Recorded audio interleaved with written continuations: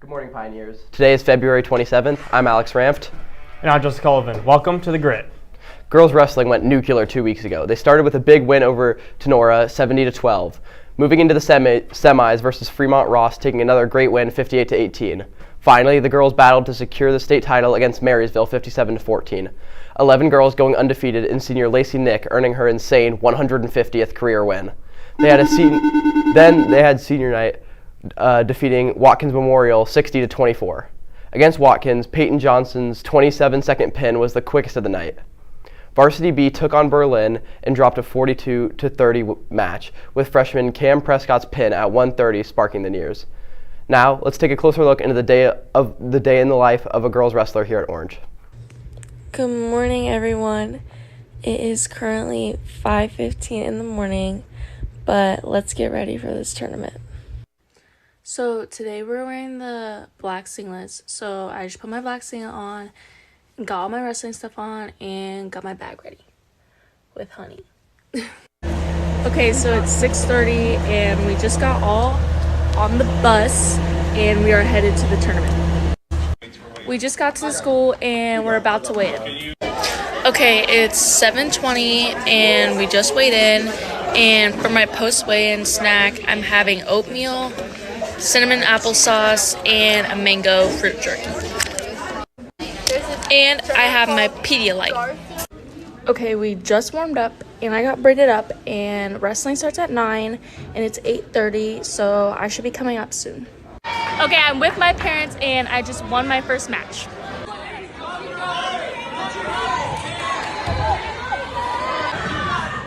And you have to roll!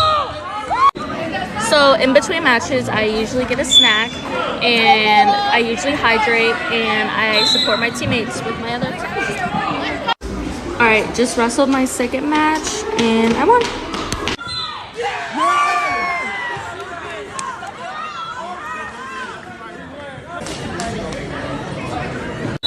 Alright guys, I won my third match.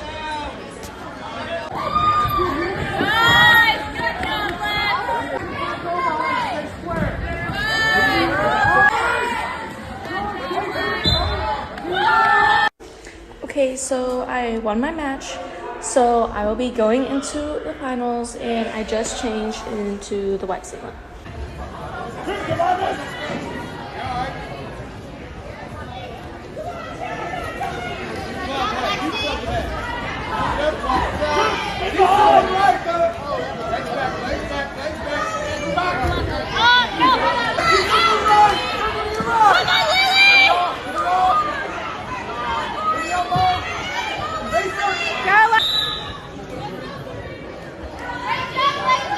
Okay, so don't mind my face right now, but I did end up winning, so time for podium picks.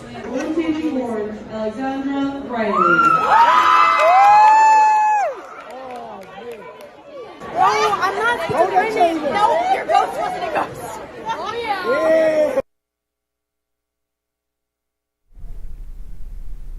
Last Saturday, boys wrestling finished 5th at the All-North Invitational, as 157-pound Payne Ogles finished 2nd. Inchworm and Tyler Del Rocco were both 3rd, while Gray Weidenheimer, Caven Carter, Zeller Lyon, and Chase Martin all finished 5th. They have sectionals tomorrow.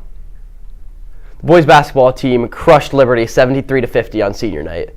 Senior Trayton Schrader went 7 for 7 from 3 and had a total of 23 points. Senior Xavier Aguila also scored 11 points, and junior Grant Miller had 10. As a team, the boys went 14 for 17 from 3. They then followed it up with another dominant win against Walnut Ridge 77-59. Now they take on Hilliard Darby in the first round of the playoffs. The girls battled hard on senior night last week, but lost against Hilliard Bradley 36-37. Sophomore Liv Loftus had 22 points, and sophomore Clara Kershaw had 6 rebounds to help the Nears. The girls then started their postseason run with a 38-34 upset win over Westerville South, and now set their sights on the district rivals Olentangy. In hockey, the boys got the win over Berlin 6-2 in the first round of the playoffs. Roman Wagner, Charlie Strang, and Zach Hufelder all scored 1 goal each. Then senior Josh Lambert had the other 4 for the Nears. They look to take on Jerome tomorrow at 3:30 at the Ice House. Our Nears gymnasts are back-to-back OCC champs. They broke the school record with a score of 141.65. Senior Macy Medley placed first all-around, and junior Lainey Miller placed second all-around. The girls are looking to secure their first district title and to send them to the state for the first time in school history. It happens tomorrow at Kilburn at 1 p.m. For swim and dive, at districts, both of the girls' relays placed 9th. The 200-meter medley qualified for states. Senior Mia Baccio placed 4th in the 100-meter free and 6th in the 50-meter freestyle, qualifying her for states. Sophomore Nola Cameron also qualified in the 200 individual medley and 100 breast. On the boys' side, senior Caden Dunn got 9th place in the 200 individual medley and 100-meter butterfly. Boys' relays finished in 15th place. They look to states in Canton tonight. Now let's over to Aiden with an interview with girls wrestler Lacey Nick. Thanks, guys. I'm here with Lacey Nick. Thanks for coming on today, and congratulations on your 150th win. Thank you. What an elite accomplishment. How does it feel to reach such a milestone, and what led to it? I think just like getting my 100th career win last year around the same time, and then being able to get 50 more this year is something I think is really cool, and I was excited to get it. What are your goals for the rest of the season and beyond? My goal is just like stay focused and like kind of have like tunnel vision, take each match at a time, and keep good body language between my matches, and hopefully end with the result I want to this year. Do you become more nervous or excited before a match, and how do you deal with it? I would say it's like a mixture of both. I like to have like a little nerves because I know like that's how I care, and then I like to be excited too and just like plan out my match in my head and what I'm gonna hit. So that's how I prepare myself. How did the coffee monster mix drink come to be, and how does it taste? So I'm always like kind of close on weight the day of, so I don't get my Starbucks in the morning, and I'm kind of like needing a caffeine boost, so I get my Monster energy drink, and I have it after weigh-ins, and it just gives me the push I need, and it's in my routine. You're only 4 wins away from becoming second all-time in Ohio State for women's wrestling. What would that be, or what would that mean to you for passing Chloe Deerwester? I didn't know that till today, but that would be huge to be up there with her. I idolize her a lot, so I think that would be really cool. If you could wrestle anyone from history, who would it be and why? I have no idea. Maybe like Amit Lore. She's not from history, but like just wrestling her would be cool. She's good. Thanks, Lacey Nick, for coming in here today. Good luck for the rest of your season, and let's throw it back to the boys.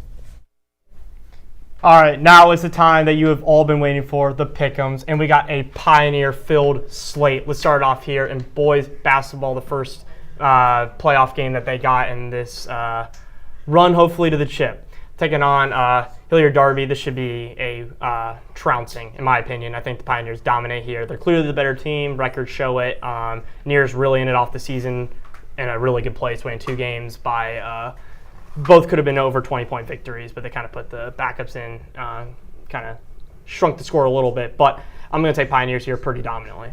Yeah, and this record, like I've said every week, the boys basketball record is way better than it seems. 5 of those wins coming in the first 6 games or 5 of those losses coming in the first 6 games of the season. Obviously, some guys coming back from football didn't have as much time to practice as some other teams. The only other 3 losses, all top 12 teams in the state. The Pioneers beat any team that's worse than them, and they can challenge any team in the state and give a really good game. On the back of Trayton Schrader, I think the Pioneers get this one done pretty easily as well. And then our girls basketball with an upset win over Westerville South in an improbable game. It was a a lot of free throws, a lot of fouls, very chippy.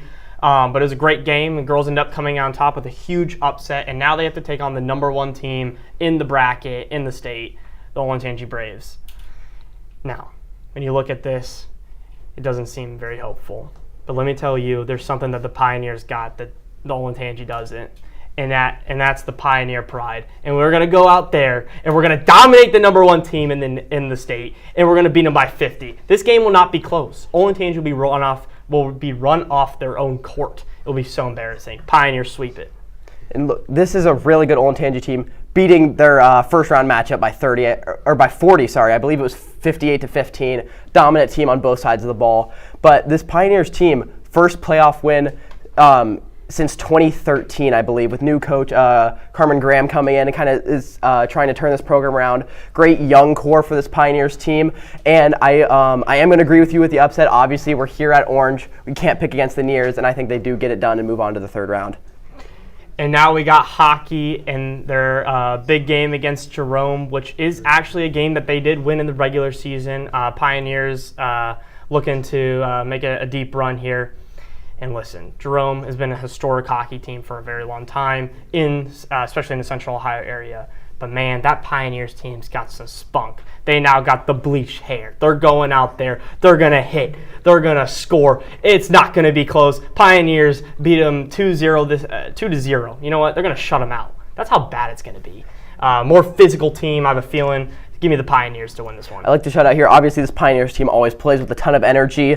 I'm going to try to get a lot of the student body down there. It should be a really high energy game, both in the crowd and on the ice. And I do think that this Pioneers defense is able to kind of stop Jerome, along with this high scoring offense like we saw last weekend against Berlin. Josh Lambert with 4 goals. I mean, that's just an absolutely outstanding performance. I feel like he has another big game here, along with the rest of the seniors, and I do think they take down Jerome. That's all for our show today, Pioneers. Thanks for tuning into this week's edition of The Grit. I'm Alex Ramft. And I'm Joseph Colvin. Make sure to support your Nears in action this week, and we'll see you next Friday right here on The Grit.